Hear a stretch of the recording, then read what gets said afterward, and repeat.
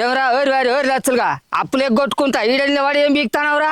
ఒడ్డు గడ్డి బిక్తాను తాత. మరి నేను పైసలు తొవ్వల మీద ఎండబోసి ఏరుకుంటానా అనుకుంటానవారా? ఈ పొలం దున్నక ముందు బదలని తీసుకున్న మనిషివి ఇప్పటి వరకు ఈకలేదు పోకలేదు, మరి నా పైసలు ఇస్తావా లేకుంటే ఎగ్గొడదాం అనుకుంటానవరా? చెప్పు అసలు నువ్వు ఏమనుకుంటా? నీ ఉద్దేశం ఏందిరా లచ్చలుగా? నా అప్పు పైసలు నాకు రేపు పొద్దుగల వారేయకపోయినావు అనుకో, నీ ఇల్లు మొత్తం గుంటక కొట్టుడు అవుతుంది. మరి ఆ బోడగుండే వేసి నా దగ్గర నడవదు మరి. తాత రేపో మాపో రైతు భరోసా పడుతుందట.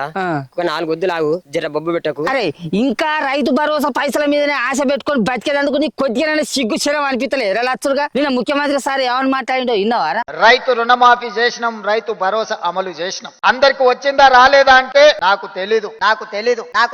మీరిచ్చిన సమాచారమే నాకున్న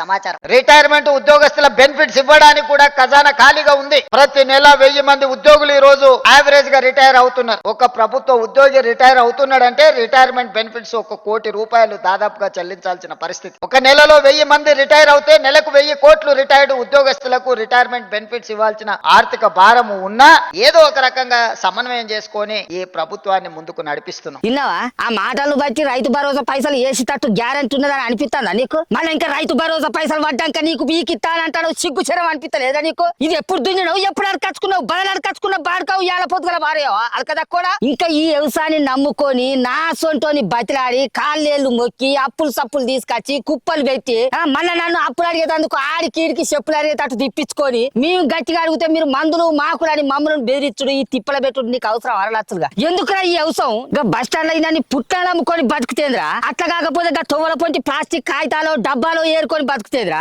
అట్లా ఇజ్జత్ అనిపిస్తే ముఖం మీద ఇంత గుడ్డ కప్పుకొని గుడి మెట్ల మీద కూర్చొని అవ్వా నాయనా పాత్ర అడుక్కొని తింటే అయితేంద్రా? మనకు అవసరం అరా ఈ అవసరం? ఈ అవసరం తోటి ఏమత్తాంది, ఏం బతుకుతానం రా మనం? అడక తినేటోడు, అలక దక్కోడు, అప్పులు ఎగ్గొట్టోడు, మందిని ముచ్చేటోడు వాళ్ళన్నా యాళ్ళకింత దీని మంచి కంటి నిండా నిద్రపోతారా? మన రైతుల పరిస్థితి అట్లున్నదారా? వాళ్ళ ఓట్ల కోశానికి ఆశ పెట్టి పథకాలను ప్రవేశపెట్టి ఆ పథకాలను మనం నిలదీసి అడిగినందుకు మనల్ని అడక తినేటోళ్ళ కంటే ఈనంగా చూస్తానే రా సర్కారులు. అవసరం ఆరా ఈ వ్యవసాయం? ఈ వ్యవసాయం తోటి ఎన్నడూ నిమ్మలంగా ఉన్నావురా? ఎన్నడూ కంటి నిండా నిద్రపోయినవురా మనం? ఈ వ్యవసాయం చేయవచ్చి బుడ్డ మునిగా కత్తున్నదని అప్పుడే నాకు అర్థమైపోయి నాకున్న 20 గుంటల శిలకను 15 లక్షల రూపాయలకు బేరం పెట్టి బాల్గానికి అమ్మినా ఆ వచ్చిన 15 లక్షల రూపాయలను మితికిచ్చుకుంటానా, హాయిగా బతుకుతానా? వీడు 6 నెలల కానిచలి నజ్జంతా వంచి నడవంత పోవంగా 6 నెలలు కట్టపడితే ఏమత్తంద్రా?